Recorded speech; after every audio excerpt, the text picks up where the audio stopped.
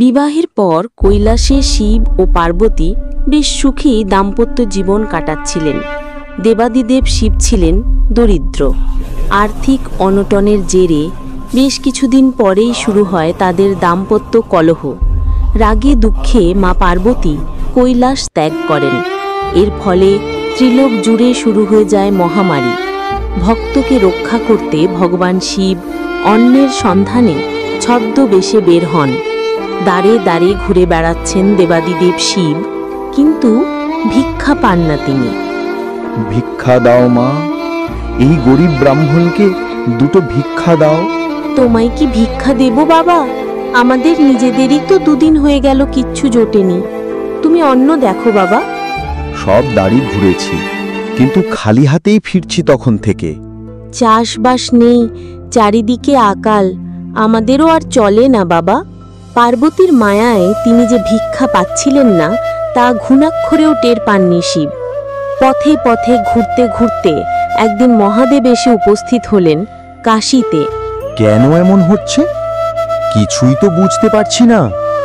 যেখানেই ঘুরে বেড়াচ্ছি আমি দেবাদিদেব শিব, কই এক মুঠো শস্য আনাজ কেউ তো তুলে দিচ্ছে না আমার হাতে। তোমায় দেখে মনে হচ্ছে সকাল থেকে কিচ্ছু জোটেনি তেমন, তবে এবার তুমি একেবারে ঠিক জায়গায় এসেছো, আর তোমার চিন্তা নেই। কিন্তু সে কিভাবে? এ দেবে আমাকে অন্ন? কাশীতে তো এক নারী সকলকেই অন্ন প্রদান করছেন গো। তুমি তার কাছে যাও, দেখবে তুমিও ভিক্ষা পাবে। আরে এ কি? এ তো পার্বতী। হ্যাঁ, এইবার বুঝেছি। বেশ, তবে আমিও না হয় তার হাত থেকেই ভিক্ষা নেব। এই গরিব ব্রাহ্মণকে 4টি অন্ন ভিক্ষা দাও। এবার বুঝেছ তো অন্নের অভাব কত কষ্টের? সব বুঝেছি আমি। আর আজ থেকে তোমার নাম হলো অন্নপূর্ণা। তোমার মহিমা প্রচারের জন্য এখানে অন্নপূর্ণার মন্দির প্রতিষ্ঠা হবে এবার। বেশ, তাই হবে তাহলে।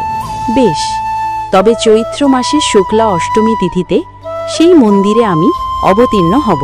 সেই থেকেই আমার পুজোর প্রচলন বাড়ে।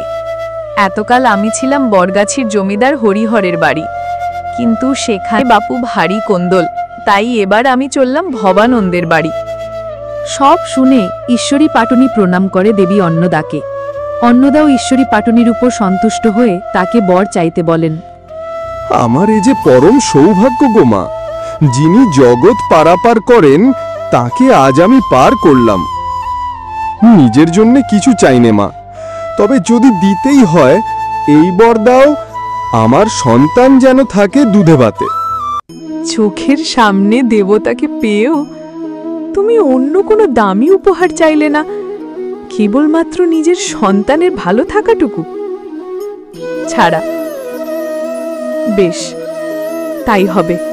আজ তুমি এক পিতার চরিত্রকে মহান করলে।